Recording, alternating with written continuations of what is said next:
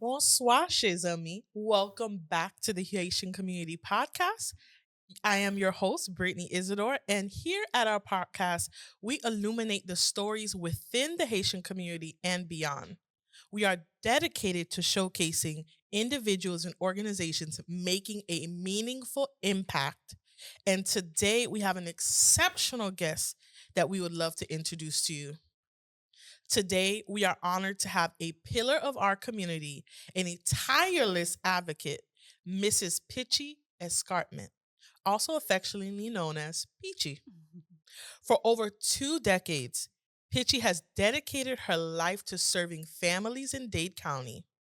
Born and raised right here in Miami, her passion for public service stems from her Haitian roots and the inspiring example set by her parents.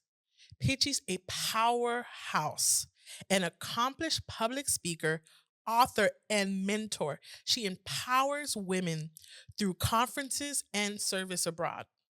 As the founder and CEO of Trinity Consulting Firm, she champions reentry programs for those formerly incarcerated. A firm believer in lifelong learning, Pitchy holds a bachelor's of science in public administration, a master's in education and reading literacy, and a master's in law. This impressive educational foundation fuels her unwavering dedication, which has even taken her to Haiti, the Bahamas, and several other Caribbean nations, where she has established ministries, provided immigration assistance, and supported underprivileged youth. A wife, mother, minister, and community leader, Pitchy Escarpment truly exemplifies the Haitian spirit of perseverance and service. Peachy, welcome to the Haitian Community Podcast. Thank you. Thank you for having me. Thank you for such a wonderful introduction. I thank God for that. Thank you. So, qui jan ou ye, sa kap fet? Bien, grâce à mon Dieu. That's our bunche. We woke up this morning. Yes, We're here in the month of July. It's yes, hot outside. yes, it is. But we showed up to the podcast today. Yes, we did. So thank you. Thank you for having me. So, Peachy, can you tell us a little bit about, your story? I feel like your story is kind of woven into, Miami's Haitian community. Could you kind of go back a little bit to your, what would you call your beginning? Like, tell us a little bit about growing up, your upbringing. Okay. Like most children that are second generation Americans in the United States, my parents migrated here in the 70s from Haiti. My parents are originally from Saint Louis du Nord, because we know we have Saint Louis du Sud, but we're from Saint Louis du Nord, northwest side of Haiti. And I was born here. I was first born from my mother and father. My father had some other children, my siblings that are older than me, but I was first for my parents. And it was extremely, difficult. We grew up in Little Haiti. My parents were living in Little Haiti. I grew up there. Just a typical story of most Haitian children that were born here. My parents had to assimilate.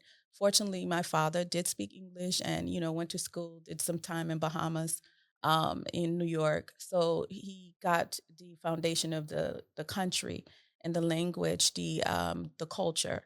For my mother, it's a little bit more difficult. She was the one with the iron fist. She was the one that would, if you get in trouble, you would get the beating from. My father came from a family that is wholeness. They are believing in education. They believe in family values. They instill. That's where I got that instill of family and caring from. Most of it, my mother was the tough one. And so, assimilating here, Haitian parents typically want you to grow a certain ways of how their culture is, and what they did in their country and what they believe in. And so that I got that from my mom, my loving and compassion and love for family and people from my dad. Not that my mom didn't love; she just was very strict. And so, when I would grow up in Little Haiti, I got the beatings that typically my mother didn't play that. If I got rude with an adult, she would take me to that adult house. That culture belief that you don't disrespect adults, she would take me to that adult house and give them permission to spank me. So I did have that. And growing in Little Haiti, we had, a lot of Haitians there. I was raised Catholic, so the Catholic Church was right behind our home. So, going to church, instilling church values in us and different type of beliefs. So I don't think that most Haitians, when you think about it, we have some of the similar stories when we were raised here. Some are different, but I think for the most part, that's where my foundation came from and my beliefs. Wow. So you had one parent who you say your dad who really instilled that love of family Yes. and just those family values and morals, and your mom was more the disciplinarian. Yes, my mom was a she's the disciplinary, she's the strict one. My dad family is the loving, like, believe in education. Not that they don't discipline, but it is like they believe in unity. They believe in that core family value, that family is very important. And so it stuck with us from generation to generation. I mean, okay, so you're living in Little Haiti. Talked about living literally right in front of a Catholic church. But what are some of the other things that kind of you remember from living in Little Haiti during that time? What was it like? Um, Actually, growing up, we grew up around our kind, but however, I went to Miami Edison Senior High for my elementary and middle school and did 1 year in high school there. It was difficult sometimes for the Haitian because I remember my older sister, and even when I was growing up and going to Edison, where you had the predominantly Black American that did not like Haitian. So I lived the story that people tend to talk about or they heard of, where I remember in particular this Haitian. Student who killed himself because his American girlfriend found out that he was Haitian, and so these are stuff that we learned where you got picked on, where the boys would fight with the other American boys, or there was a some type of they're not getting along because of the cultural differences, the language, how we were dressed, how we were taught to go to school. So it was totally different. For me, fortunately, it wasn't a language barrier, but there was some that were there that did not speak English, and so they would be picked on. And to watch that, and sometimes as we gained a unity at that time to fight against those things, you would see that we would come out and fight against cultures and people who didn't believe in who we were or who were picking at us or bullying us. So it was a beautiful thing to see at that young age. Thank you for sharing that. It's heartbreaking to hear what happened to your classmate. Hmm. Um, but I'm grateful there was a silver lining in regards to seeing that unity, Hmm. seeing your people, our people come together Yep. and stand up and say there's nothing wrong with our clothes. Hmm. There's nothing wrong with the way that we do our hair or what Yep. food we bring to school. You know, we're different, but that doesn't mean that we're bad. It Yes. doesn't mean that we're better than you. It doesn't mean that we're worse than you. It just means that we are Haitian, Yes. right? Yep. Wow. So let's talk about the first time that maybe you went to Haiti. When was that? The very first time I was a teenager, you know how your parents would take you. I always wanted to know my grandfather because he wasn't here. By the time I can remember or know or acknowledge who my grandfather it was, he was already paralyzed, so he couldn't travel to the state. So it was like he's the legend or the living legacy in our family. So I heard so much about him. I just wanted to meet that great man.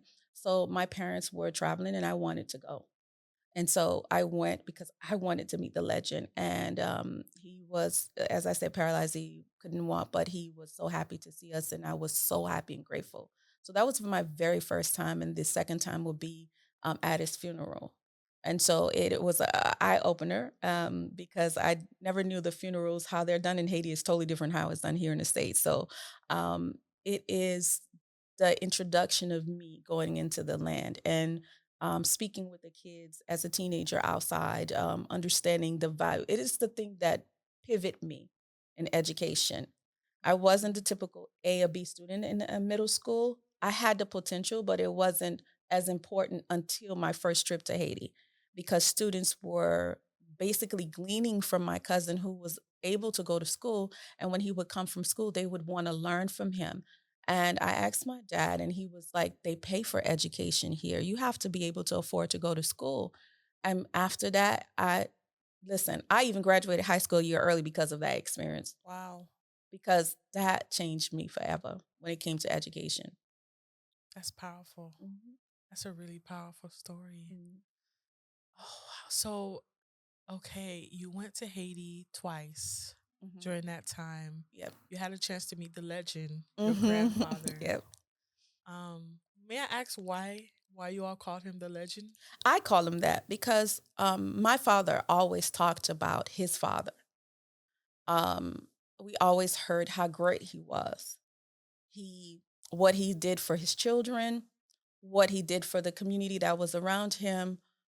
There was not a time that how compassionate he was. There was not a time that people had a need that you couldn't come to my grandfather. And my uncle says his best. You know, my grandfather was not a plumber or did anything tool. Didn't have the same education that everybody had, but they called him boss.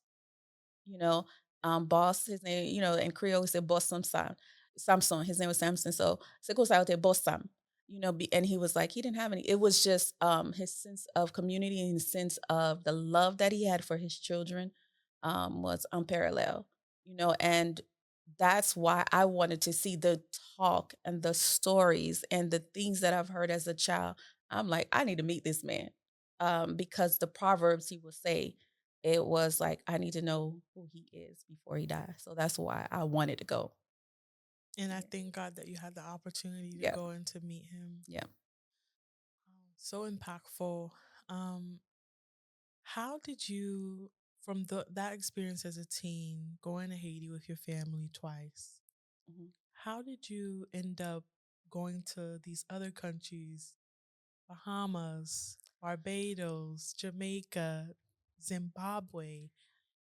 When did calling, do you feel like, start in your life to really serve, to be of service to others? Um, Let me go back. I knew that I wanted to do something, right? I was the behind the scene people. I never cared about acknowledgement or to be seen. I didn't care about that. Sometimes I really don't. It's more about being impactful for me. What can I impact and the change that I can do one person at a time. If I can identify, if I have something in me that can change somebody's life, I don't care how small we look at it. To us, it's small. To them, it's very big. It is the one thing that they need that will pivot their life.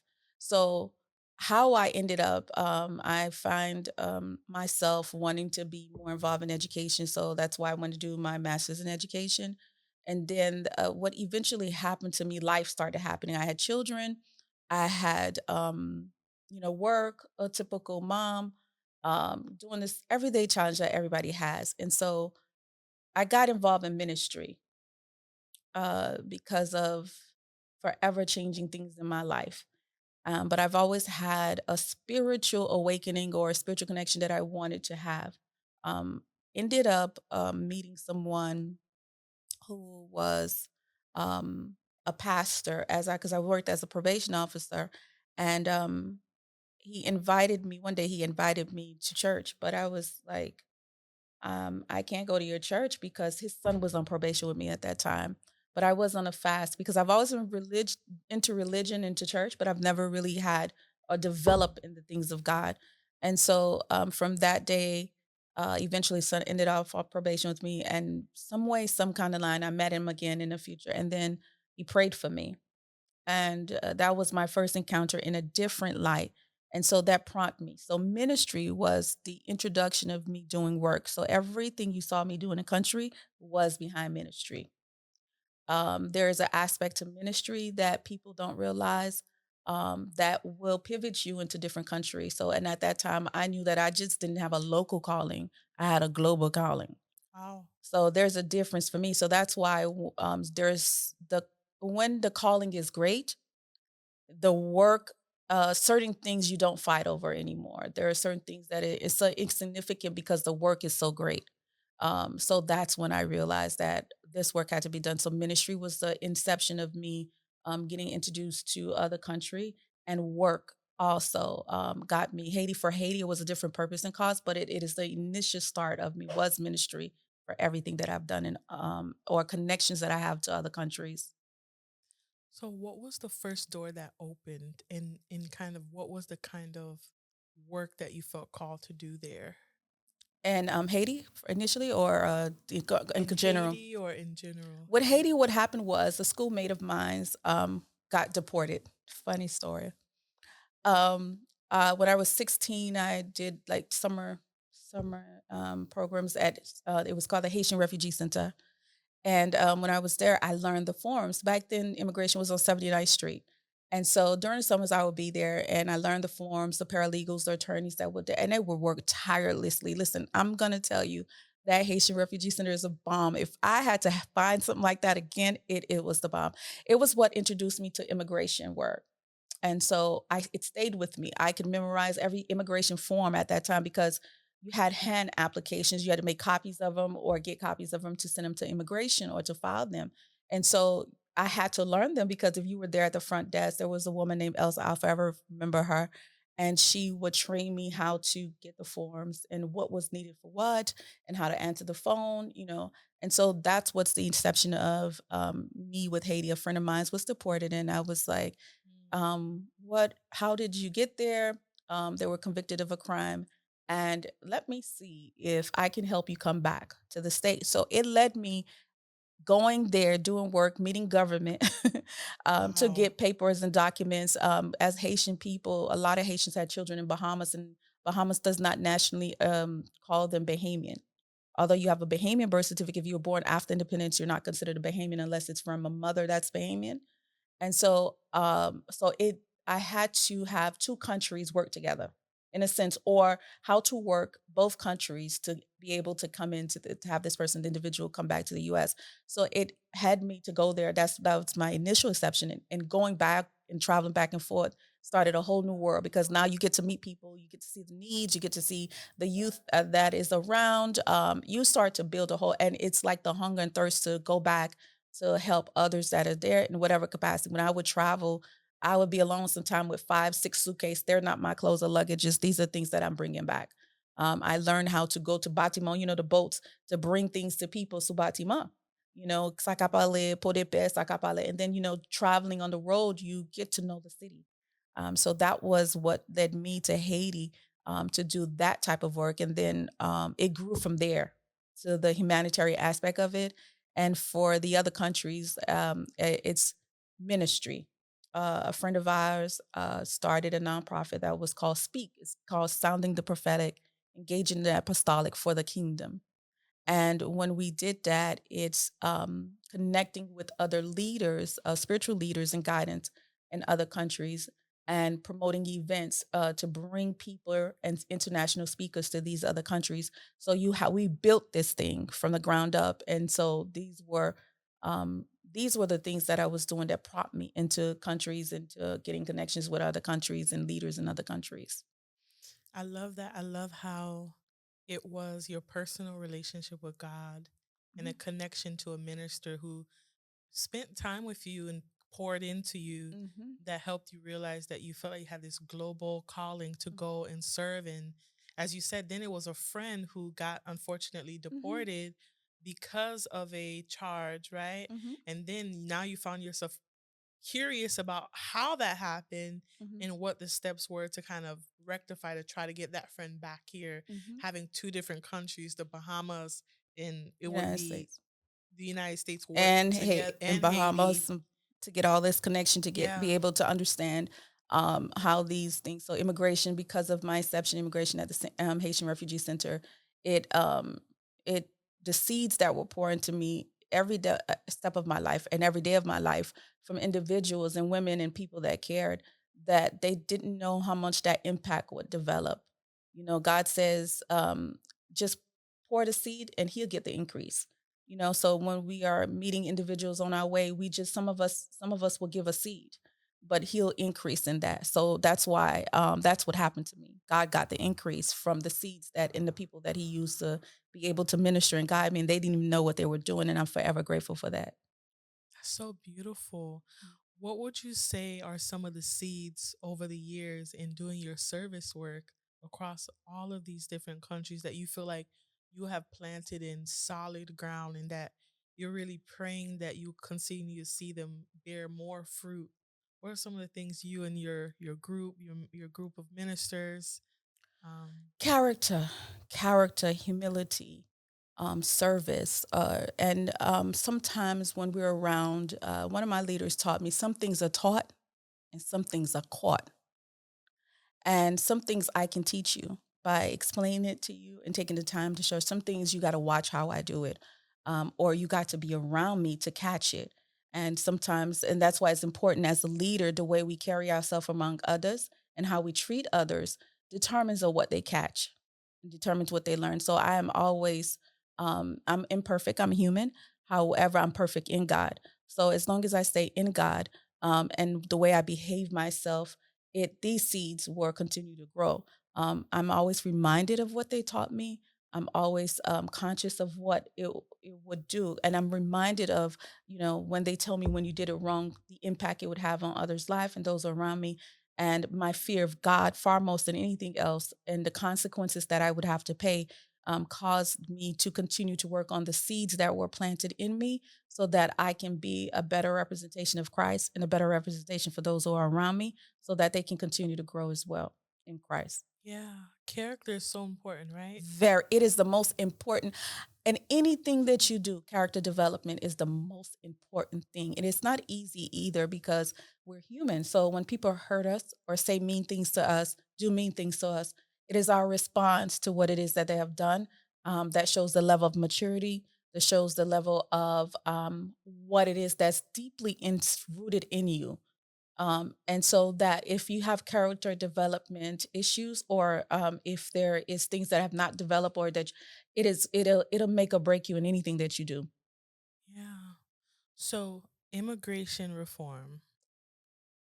How many different countries did you kind of plant some seeds in that and kind of do work Listen, around? What's going on around the world with that and the Caribbean countries? What from your listen. experience, what insights can you give us? Immigration in every country is different. We have, we a lot of countries have the, of course, the U.S. Embassy, but in finding that the world is so big. And I'm gonna give you an example. When working in Zimbabwe, even having when I would try to get visas for the leaders to come speak, and also it is easy for us as U.S. citizens to travel into another country and get our visa right then, but to enter the United States, it's very difficult. And so it's not impossible, but for some countries, it's difficult. And so, for example, in Zimbabwe, you'll find that they're able to travel into Finland without the same hassle or the same tedious task that you would do in an interview for the visa. So immigration can be different from each state, but the U.S. immigration laws are the same in our country, and so it's a matter of how much and often they travel. For example, Bahamas.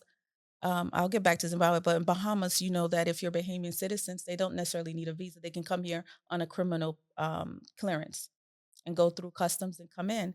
However, if they're going to do a stay more than 6 months, they have to go through the visa process. Their immigration lines is not as long as you would see Haiti's immigration line because the process is different. So each country, depending on what's going on, what we have, and what changes that are updated in the laws, determines on how they get to travel and what we can be facing at that time. So um, Zimbabwe was not as difficult, but it was interesting. So it just depends on what time we're in, what's going on, and what laws have changed at that time. That's really interesting. You mentioned earlier about Haitians who are born in the Bahamas. They're not considered Bahamian like citizens, and so if they were, they would be able to come into the U.S. on the same 6 months that Bahamians are able to come in without having to Mhm. go through the immigration visa process. Yes, so it's the ones that were born after independence, and the parents' mother is not a Bahamian national, or what they call a citizen of Bahamas. And surprisingly, what a lot of Haitians don't know, there is a lot of Haitians that are undocumented in Bahamas. I did not know that. A lot of Haitians that are there living, they don't have any documentation, and Turks and Caicos. So they don't have, and they have to basically sell things in the market like how we would in front of their homes and things like that of that nature. And so it is also an immigration crisis. If you look at Bahamas, it's the same thing. They have work permits for their citizens, people who come from another country. I've have to deal with Bahamas. I remember getting someone who needed a Jamaican who needed to get into Bahamas, but they had like the Jamaican consulate. So it's just very interesting how you see all the countries work together and how globally how things are connected in a sense and how things are different. So it's interesting. You have two master's degrees, Yes. a bachelor's degree, an associate's degree, years of experience. You have this privilege and insight into looking at immigration. But from your perspective, the average person who hasn't had the education that you had, that's trying to navigate any of these processes that you just shared, how difficult is it? It's not difficult because the thing is, I don't have a law license, but however, with anything that you are interested in, that you like, or that you would take the time to research, you would connect to lawyers and people who are expert in that field, and you would ask the questions. There is some learning curve. There's some mistakes you possibly will make. However, you learn from them, you grow from them, and you stay connected. You stay connected and meaning that you stay connected with the laws, reading, research. Things are constantly changing. We're in a constant state of change in this world. So you have to stay constantly connected and abreast of what's going on with the laws and with the countries abroad. Wonderful. So, Pitchy, Mhm. you are the CEO and founder of Trinity Consulting Firm. Tell us about how this organization got started and what do you all do? Okay, how it started was there was a period of my life that I wanted to be able to transition from working every day and to be able to do what I wanted to do. I'm a mother of three boys, and of course, a believer of Christ. We know that the word Trinity does not necessarily exist in the Bible, but it represents three. You know, my three children. You know, we how if you're Christians, you know, numbers and everything means everything. They do. And so the word Trinity came to me, and you know, literally, I said, Father, Lord, and the Holy Ghost, help me with this, right? And so the name Trinity, and I consulting because I did so many things.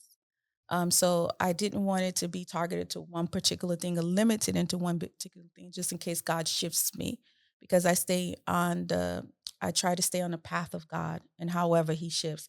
So I had to do something that was representative of God and Christ Himself, and also what it is that I would be able to do to be able to shift.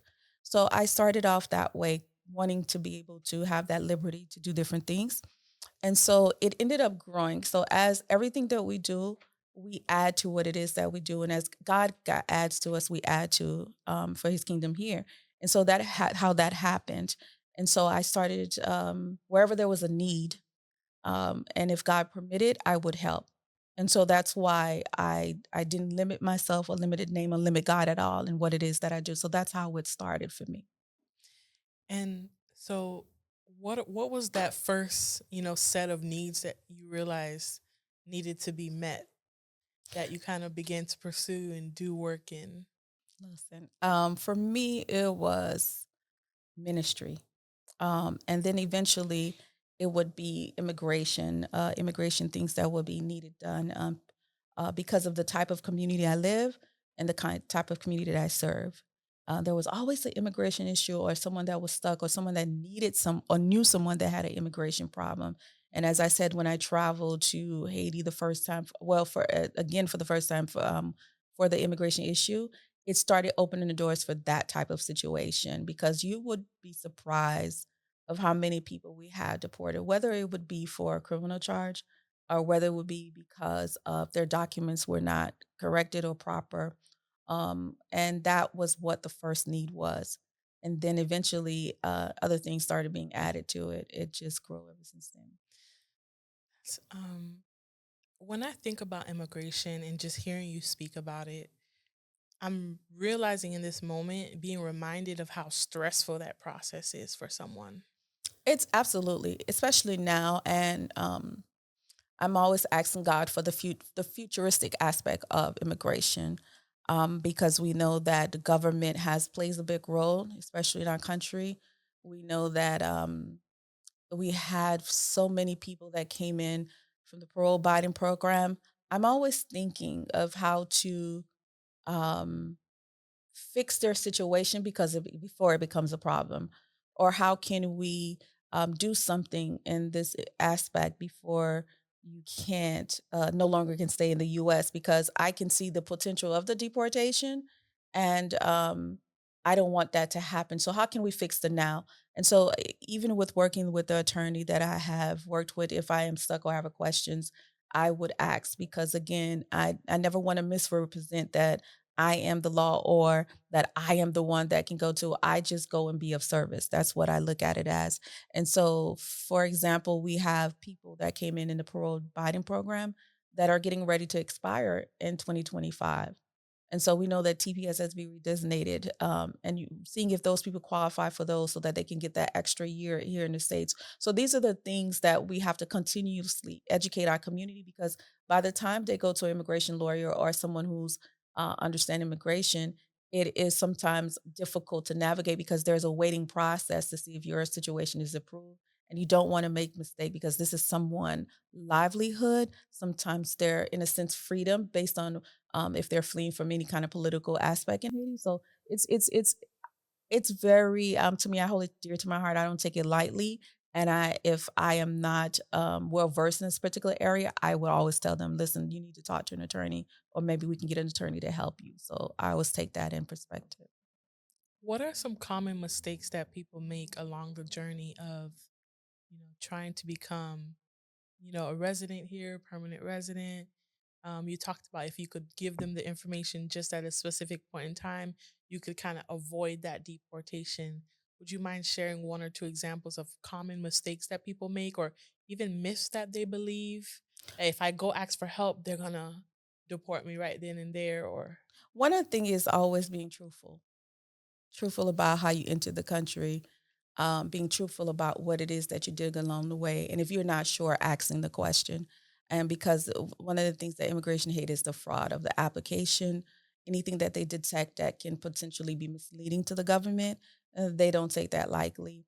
And so the mistakes that you want to make, I don't just run in and do anything for anybody. Even when I tried the initial deportation, I needed the whole file.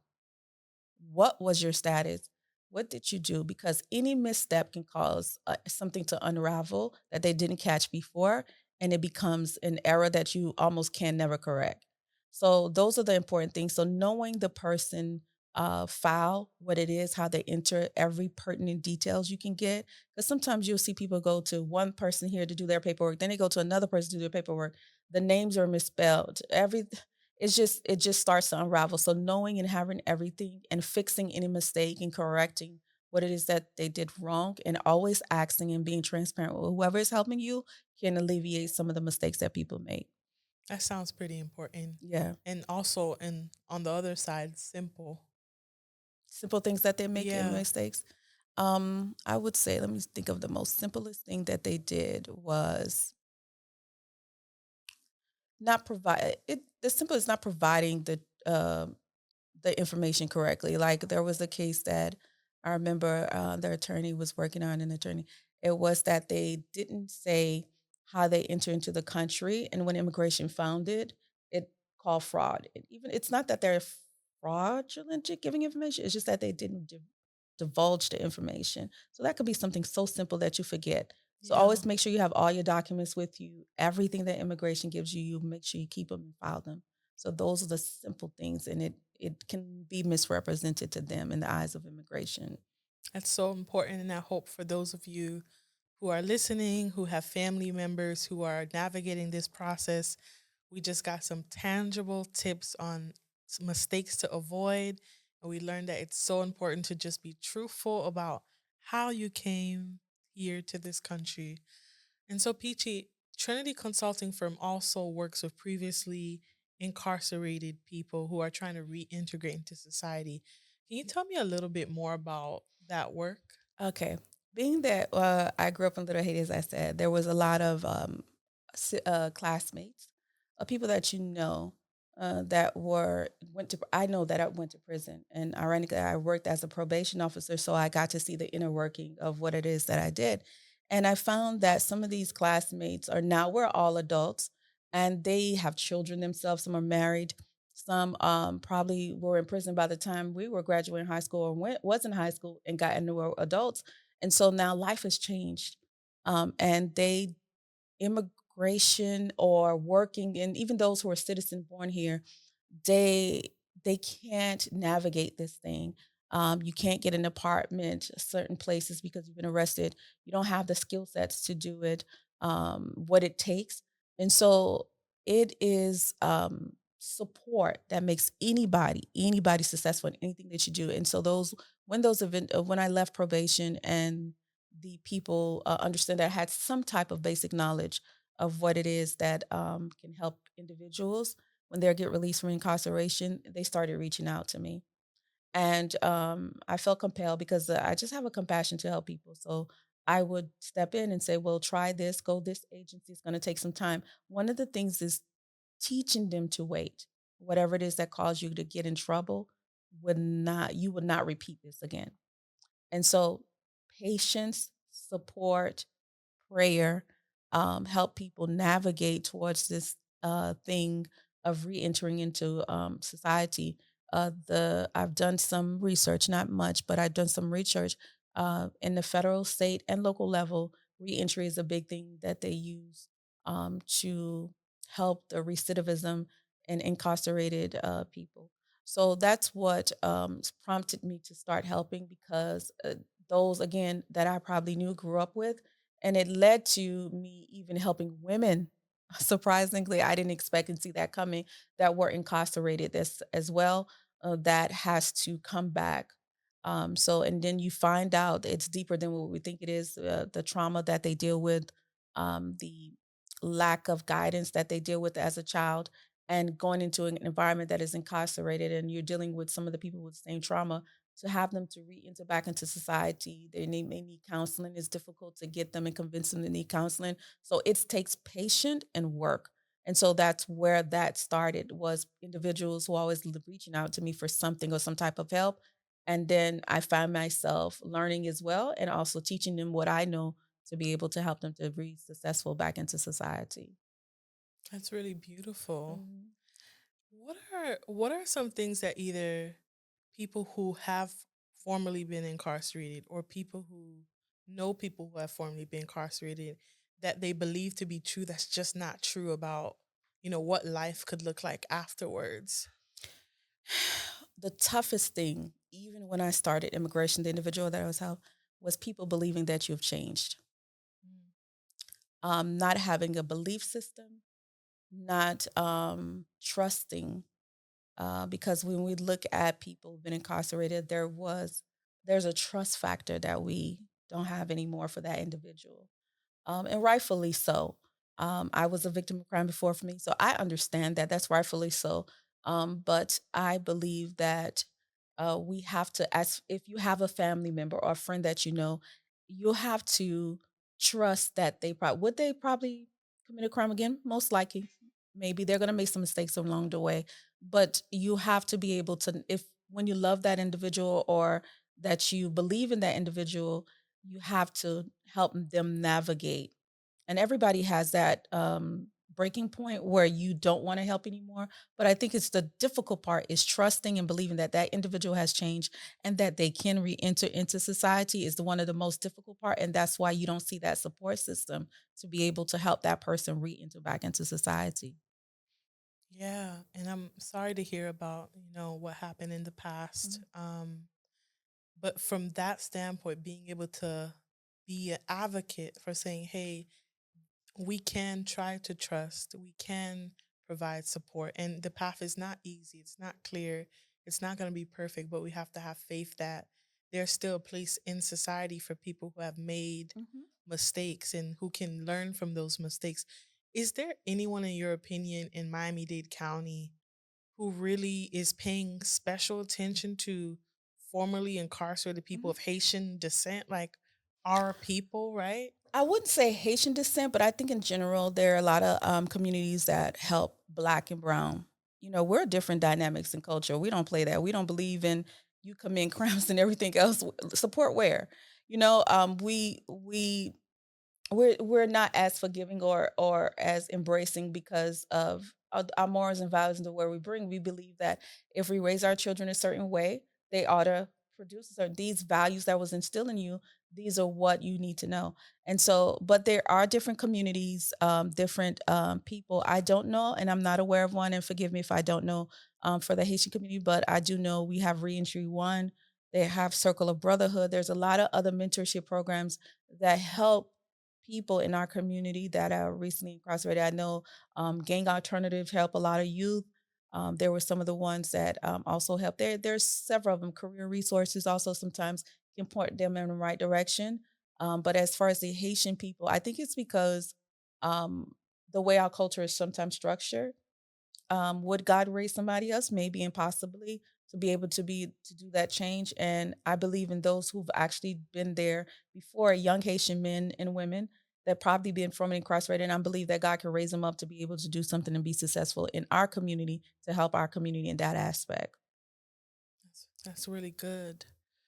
I'm thinking back through our conversation so far, Mhm. the refugee network, The Haitian Refugee the Center. Haitian refugee, the Oh my gosh, center, it's the Miss bomb. Ella, Elsa. Her name and was Miss Elsa. Elsa. Yes, Miss Elsa. And then, your work around just immigration reform and, how ministry really opened the door for you to really see those needs and begin to meet those needs from people that you said that you went to school with who got incarcerated, who are Mhm, now parents, spouses, mhm. who are looking for somewhere to live, who are looking to get a job, and just thinking about how all these different, things that you got introduced to that you began to be a student of, right? Yep. I love that when you talked about you were curious, you memorized the immigration papers with Miss Yes. Elsa, right? Yes. And Bec yeah, because I didn't want one of the thing because, when you start a job and they show you things and you may not get it right away, so I didn't wanna keep calling her and say, "What form is for what again?" And so, you have to take the notes and you have to take the mental note or the written notes to be able to remember what it is to complete the task because, you feel a little uncomfortable and embarrassed because when they're not there, you have to do the work or whatever it is that they showed you. So to me, that was where that came from. And so, and there was times that when I was in ministry and I had to learn certain things that I knew that I couldn't always rely on that person, so I had to learn it and get it myself. And so, and because of that, I had to be a student. I'm forever a student. So I'm always learning. I still continue to keep women around me that are pour back into me constantly. I never claim to know everything. I'm still learning all the time, every single day. speaking of women, you referenced a little while ago about your work with women who were actually incarcerated. Mhm. What did you learn from that experience? Oh my gosh, I have one particular. How it happened with the women's, how that came about was there was one friend of mine's who was a friend of someone who was a female that was incarcerated who went to prison several times. And when I would talk with my friend and this individual be around, she didn't initially, she was like, I don't like her, how women are. And I was like, because she was outspoken, because when people typically meet me or see me, they feel that either I'm so godly that I'm unapproachable, or they may feel like, oh, she's so educated, I'm unapproachable, and then realize that I'm really like down to earth. And so I started a prayer line, and in the prayer line, she invited that friend, and my heart is always open to help people, whether they like me or not. I really, because my mandate is not from them; it's from God. So had her to, and I told the individual, this woman, I said, okay, she's on the prayer line. She came, reluctantly, she came, and I asked her to open up in prayer. And when she opened up in prayer, it really brought tears to my eyes because at that time I realized um, that this is God's child. And when we finished the prayer line, and she prayed better at a level that her friend could not even fathom. And so after we got off the prayer line, I called her, and I asked a friend for a number. I called them and I talked to them and I told her, this is what God wants you to do. And this is what God needs you to do. And it opened her eyes. She said, I never thought you were that person. And it started getting her to open up to me. And I got a little bit of understanding of her past and how she ended up in prison. She lost a mother early at an early age, 15 years old, to gun violence. She lost her sibling that same day.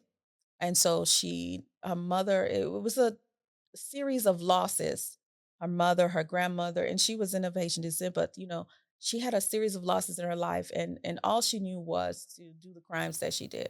And so it started me to help along the way. Like, do you have a resume? And she was like, when I left prison, they have an orientation when they're exiting to show how to do it, but I don't really know how to do it. What skills do you have? What is it that you can do to be able to get on the right track? I mean, granted, there was days that she would really mess up, but I had to be patient and lead her back to Christ and to constantly putting Christ at the center for her. And eventually you see the development into the point that she started telling other people about me. And that's how it happened for me. It was just a matter of just basically allowing God to use that situation to be able to help other women. Knowing that we are unconditionally loved, Yes. that we are seen despite the mistakes that we have made. Yep. And nothing says it more than someone who takes the time to be intentional with you Yeah. and says that I see you, Yes. I love you, and giving you room to grow Yep. and make mistakes as you You grow. have to let them make mistakes. And I have no doubt that, if she was receiving that kind of energy from you, that she told other people about it. Because Yeah. even at 29 years old, I'm realizing how rare that is to be able to really experience that unconditional love Yep. from people. Because, I mean, we've talked about so many things today. We talked about things that are really hard, Yep. right? Conversations that don't get a lot of views sometimes, right? Yep. We're talking about immigration reform. We're talking about people who have made mistakes, have been incarcerated, and are now trying to get back into society. We're talking about, the work that you've done in various countries, and um, people who have gifts who want to come and share it, and having difficulty to find a pathway for that, right? Mhm. There's also work that you've done with youth who are underprivileged. I think a lot of it requires us to have faith. Yep. A lot of it requires, I mean, when I think about someone who is making the decision to leave another country, all that they've ever known, Yep. because of um, instability, because of just it not being safe. Yep. I mean, I've said it to myself a lot of times, Britt, can you honestly think right now at 29, leaving America, never coming back again? I am so proud to be Haitian American. Mhm. I absolutely love my culture. Yeah. Let me tell you something. If they told me I'm going to Germany for the rest of my life and I can never come back to the US, I will be dreaming in la la land of Mhm. of my roots here and where I grew up and the roads and where I went to school. And I think it just takes an incredible amount of faith to make decisions. And another thing that's been on my heart too is when you realize that you've made a mistake and you're living in the consequences, though there's grace, it can be really scary to take a step to try again, to kind of make a different decision. That is so hard. Forgiving ourselves is hard work. I And it know. sounds like you work and you do life with people and you serve people who are at the crux of those thoughts and conversations every day. Yep. It's hard, and you said something that for a very long time that I did struggle with. As I said, I grew up Catholic first, and so when I transitioned over to a non-denomination church, and it was difficult because, I was when we would have to go to confession, we would say 10 Hail Marys or 10 Our Fathers, and you felt like you could forgive. It was an easy peasy, but when I had to develop a relationship with God myself and to be able to say, Lord, forgive me. Did I understand there's no condemnation in Christ?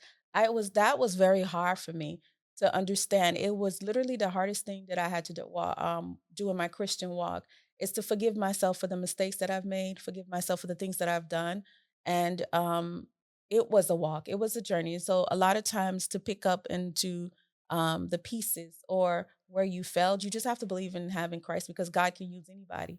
And when I go back to the Bible stories and the stories in there, and I'm reading and I'm looking at the life of people, I realize that God uses anybody. And every situation, he says, all things work together for them that love the Lord and call according to purpose. And so you have to believe that. You have to know that your mistake is something that will eventually help people. And even though I've done these journeys and different things in life, there was definitely mistakes made and along the way, or definitely things that I didn't understand, and I learned from them. And these are the things that I'm able to be able to guide others in. It's through our mistakes that we're able to comfort others and change them. It's not what we completely know, but it's the mistakes that we made that shift them into a better direction. Absolutely. And it makes us relatable. Yes. Yes, It makes us absolutely. relatable. Yeah. So, Peachy, Mhm. today you sit at a very influential role Mhm. as president of the Democratic Haitian Caucus of Miami-Dade County, Florida. Mhm. How in the world did you get involved in politics? First of all, come on, we are doing ministry globally, as you said it, right? We're doing immigration reform. You are being curious, involving yourself, learning, becoming an expert, I would say, in areas that are just helping people's lives. And now all of a sudden, after you've transitioned from working full time, you have your own firm, you're a mother of three, you decide that, hey, I have room in my life for politics. Oh, listen, that was just, I mean, I would say it was God. I say everything is God, but He is definitely the one who guides me in everything that I do, even when He didn't send me, but He eventually guides me. What happened with me, always had an interest in politics. I've always watched politics. My dad was always watching political things and everything, so I've always had an interest. It was not something that I dive in particular. But I remember one day there was a period of time when I was working as a probation. I would joke with my coworkers, and some of them would live in Miami Gardens, and we lived in Miami Gardens. So I'd be like, if I ran for city council, would you vote for me? And it would be a running joke, right? And so it was just a joke because I said, you know what? When I retire and I'm older and I don't have anything to do, I'm going to get involved civically and I will run for city council. That was the joke. And so, and at that time, I realized that whatever we speak out of mind, God is going to honor that. Those words will find you again, you know?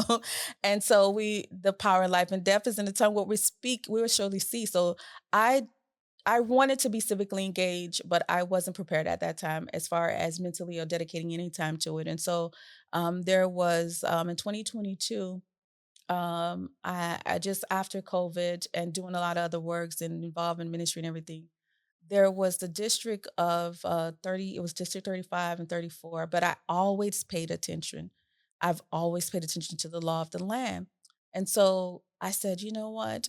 Maybe I should try and see what it's like to venture out in politics. I was a little underprepared. I'm still learning a lot of things. But what happened was I put in my paperwork. I read, and there was a friend of mine who knew someone who knew political work, and so she introduced me to him. And so it took a lot of time and prepare because I had to prepare my family because as we know, politics can be very dirty. It can be very life changing. And so I was always a private person, meaning that I wasn't on social media like that. I didn't get Facebook until 2017, maybe, and so and because of the work I did, so I was private. So I had no real profile of visibility because of the work I did.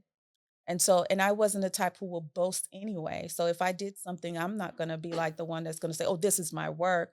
I feel like it keeps me humble because when we are skillful or God has graced us to have these many gifts, I feel like humility is the most important thing because it was the thing that caused Lucifer to fall. So I stay in a place of humility. So that's why I don't do it because it keeps me and keeps my flesh in check. So I decided to do this paperwork and, went to them and consult with the friend who knew. And so I did the paperwork and, I just took the leap of faith. And so when that happened, I didn't know how much it would disrupt everybody's plan or who would be in office because again, I didn't have any political friends or people that was in You did politics. not know what you were running into. No, I didn't. I had no clue. I had no clue of what would come with it eventually. We only see things in TV if we're not connected to people politically. And so I didn't know if somebody was waiting on the seat or who was going to get in the seat. I mean, it's just so much that I've learned. And as a result of that, I didn't gain the support that I wanted needed or know that I needed from the elected officials. I just came in the middle of something and just turned it upside down and just threw a monkey wrench into everybody's plan. And so, because of that, it was hurting. It was very hurtful because I didn't have anyone to come to me and say, "Sweetheart, let me tell you about this." And it taught me a lesson. And these were life lessons. So I got into it and I prayed about it. There was a period of time I didn't know what to do. So I was seeking prayer from every kind of, and no one could give me an answer. And I waited on God, and I waited on God. And I have my name here sitting for a position in politics, and I didn't do anything as far as like advertising. I was just waiting because I needed God to answer. And so one day my husband got up and he was like, finish the race. No matter what happens, no matter what the outcome is, no matter what we have to face, finish the race. And so I went to my parents and, told them, Mom, Dad, I put my name in and I'm gonna finish. Went to my family and everything. And so I finished the race and I was like, you know what? I'm never doing this again. Never again. I'm not doing this. These people, there's a lot of gatekeeping. There is no real mentorship or people to show. I'm not doing this again. And so even in that, I met an individual who I was looking for Haitian caucus and groups and support to them. Once you get into something, you're looking for that Your support. people. Your Yeah. people who understand these things. And there was not necessarily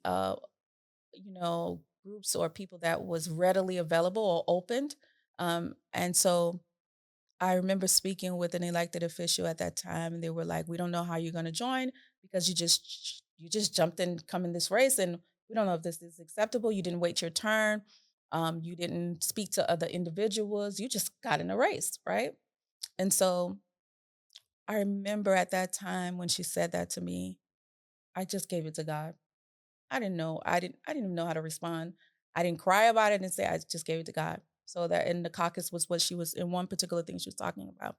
And so after that, I continued to just live life after the election for someone who just went there. And I think this Haitian community so much. I praise them so much. And it gave me an infinitive love for them, Mm, despite of what they say about us, despite of what they believe about us. Haitian people can make a difference in a race. that's right. We can make a difference in anything. I just wish that we can come together collectively, but um, they made the support of the Haitian people gave me the support I needed when I ran with the little of money that I had from others that donated. They gave me that push to give me and to know who I am today, and I thank them, and I'm forever grateful for that. And so when that happened, I said no more politics. And my husband would always speak and say, "Oh, you're going to go." He saw me going into a race again. I said, "You weren't hearing from God because that's not what I'm doing." And so there was a woman so I said, "But I'll join civic engagement, other groups." So I joined the Miami-Dade Democratic Black Caucus. And I said, "I'll just stay connected, but I won't do anything." That's how they get you. Yeah. I was like, I'll stay connected. So I was like, let me join. There wasn't a Haitian caucus at that time that was active. I emailed when I was running. And so I said, let me join something. And so when I joined it, I told one of my friends, I said, come on, let's join it. And she joined it. She came along. And so there was a conference that was happening in Orlando, and I couldn't make it because I was working. So I said there was a ticket available for me. You can take it and go and get the experience, meet people and network. I'm not a type of person who's selfish like that. I would want others to learn and grow as well. So I said, get the experience, go meet people and talk. And when she was up there, she met a young lady whose name is Heather Pierre Joseph. And she was formulating the caucus because she ran in Orlando as a Haitian woman and had so many experience in politics and everything else. And she was formulating this caucus, and they were talking and connecting, but I was just there. And so when they were talking, there was so much behind the scene concerning developing this caucus. And she was like, my friend was like, I don't know what to do. I can connect you with Peachy, and maybe she can give you the insight.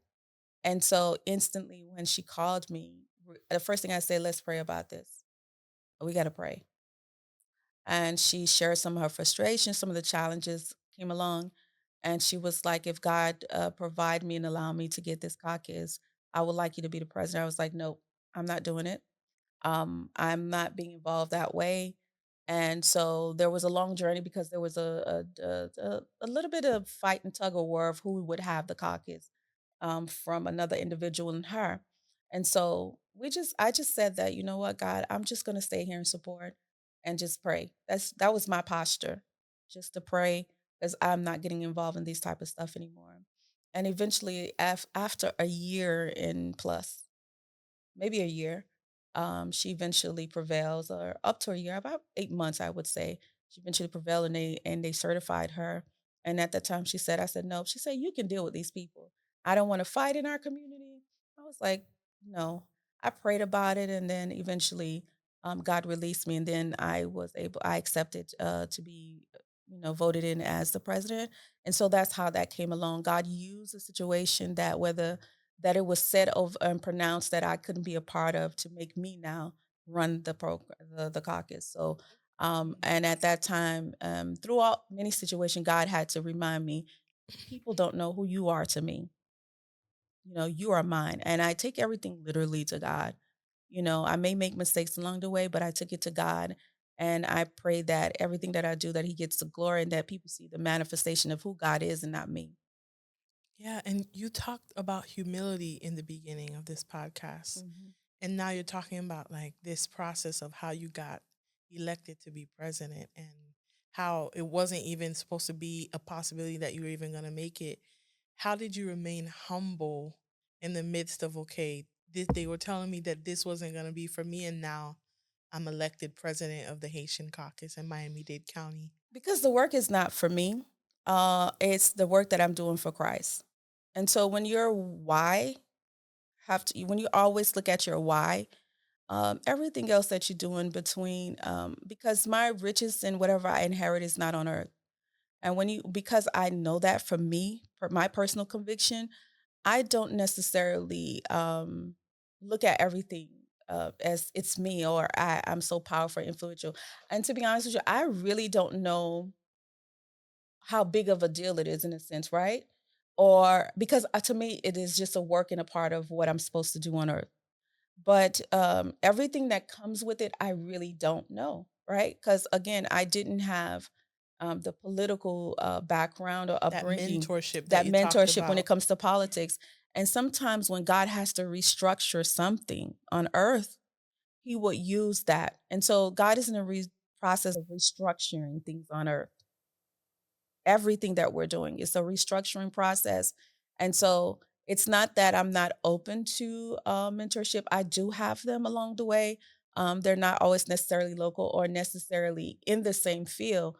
And I don't know why God is doing it that way in this season, but it is something that I realize that He's doing with me. And so it is believing and trusting God and whatever it is and how He directs me, and to wait on Him to respond, and keeps me humble in every position that I occupy, because it is for ultimately a purpose. It's not for me, it is for whoever I would have to pour into, and whoever would have to take the mantle and do the work. It is a mantle that I have to pass down. The Yeah. caucus is not mine. It is for the people. And so whoever I would have to pour in and give back to, and to be able to take that mantle, because I'm in a season I prepare people to take on the mantle.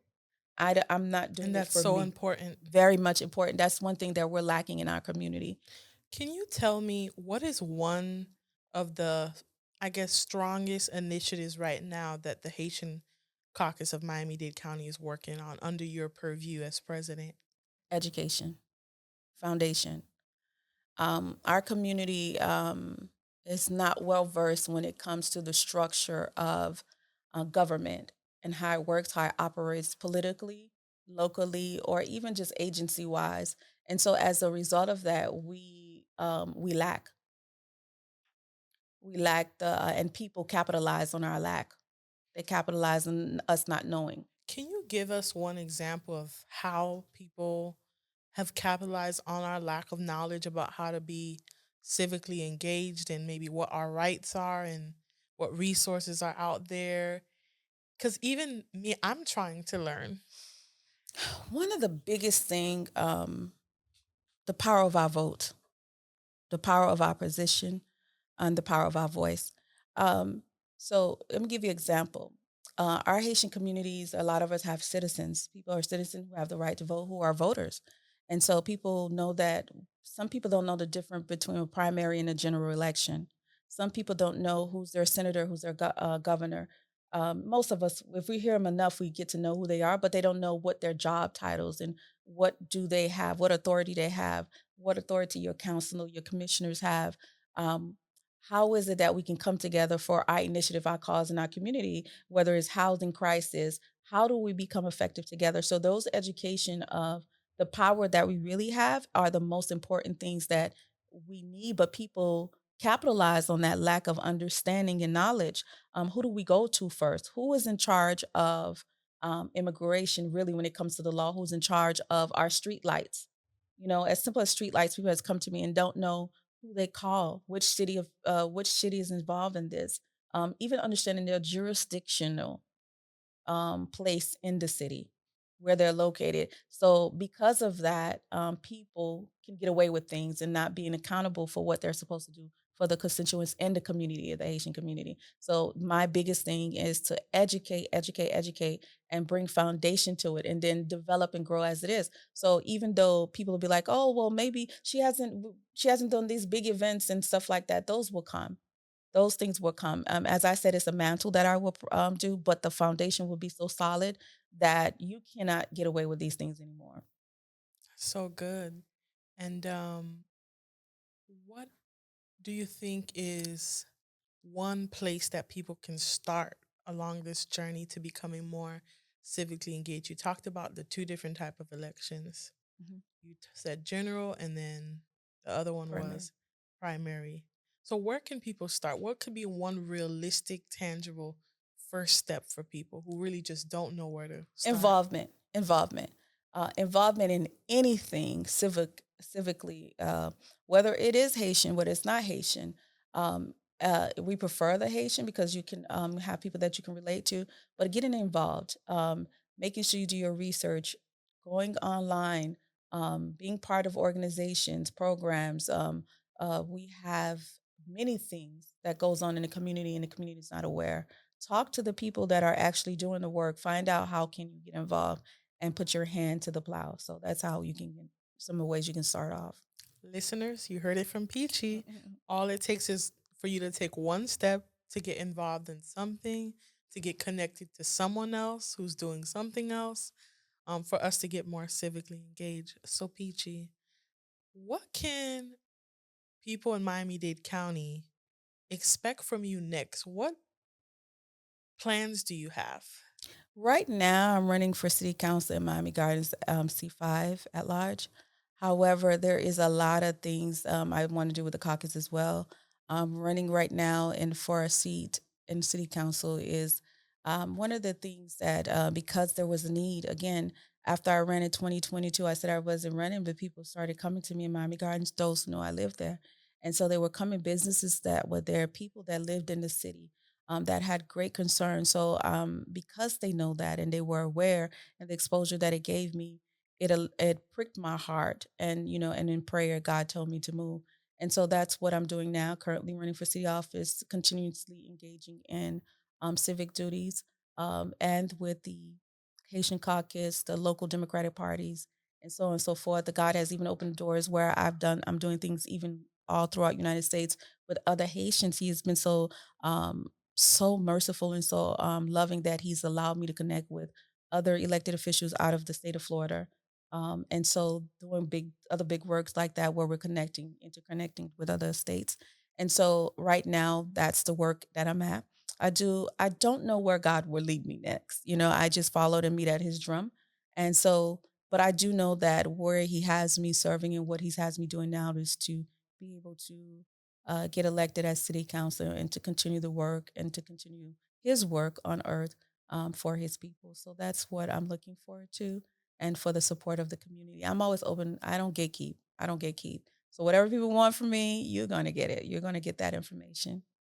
You talked about gatekeeping earlier, and I know that you mentioned it is one of the things that you experienced off the bat when you wanted to get involved.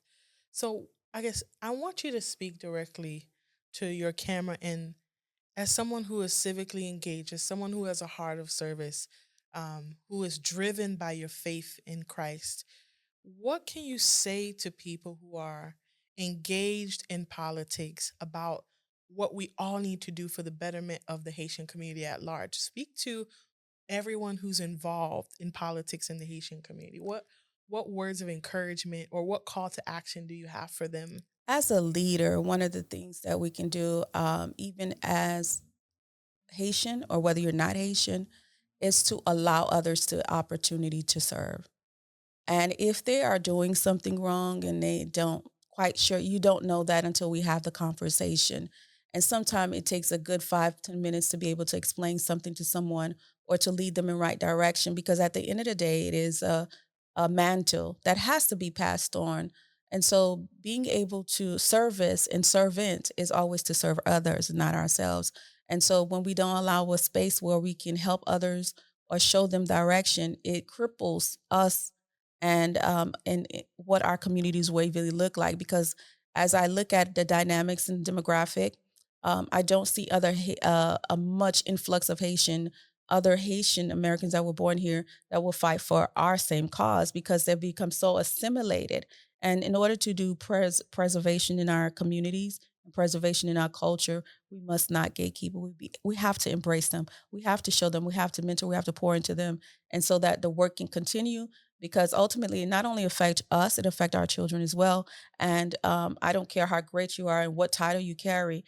There, as sure as there's a rise, there's a fall. God is no man that He would do that. So we have to be able to do that because that's the way we preserve legacy, culture, and heritage. Beautifully said. Mhm. And I just want to say, on behalf of the Haitian community, we are so grateful that we have had the chance to connect with you and that we are definitely wishing you Mhm. the best in your race Yes. at the City Council in Miami Gardens. And we just thank you for the ways that you've already begun to serve us as a Mhm. community organization and just love on us and Yes. encourage us. Yes. So, Peachy, how can people stay connected to you? Okay. Of course, on my website, Pitchie escarment.com, pitchieescarment.com. I'm on every social media, Twitter, LinkedIn, Facebook, and Instagram, and TikTok. It's P Escarment on TikTok. So that I answer most of my call, most of my messages. Eventually, I do get to all of them, and I personally respond to them. And also, my number is 305-915-9200. It is my business and community phone number, and someone can always reach out to me. I do best way sometimes is that text. I will respond to text and WhatsApp messages and emails very quickly. And so that's best way if they want to join, if they need more help or understanding of how a political organization work, if they want to get involved, even if I can't help them with a particular, or I can always definitely, most definitely point them in the right direction. And so that's how they get involved. That's how they get connected to me. Listen, Peachy gave y'all her personal cell phone number. Okay, she's about that business. She's Yes. about that life. Yes. So listeners, we have heard Peachy's passion for empowering families, youth, women, previously incarcerated people. We've learned about the challenges that different people face going through life, having faith to make big decisions that impact their lives. And we've learned about the vital work of Trinity Consulting Firm. PT, your journey through politics, your role as president of the Democratic Haitian Caucus, and now as a candidate of Miami Gardens City Council. All of this underscores the importance of getting involved, guys, Mhm. and making a difference. So thank you so much, PT, again Thank you. for sharing your inspiring story. Thank you. Thank Thank you you. for And having and me. your insights. This has truly been a powerful conversation. And guys, you already know what it is. If you liked what you heard from today, follow us at the Haitian community on YouTube, subscribe to our podcast, and on all other social media platforms at Empower Haitians. Thank you, everyone. Now, Epita. Bye. Thank you.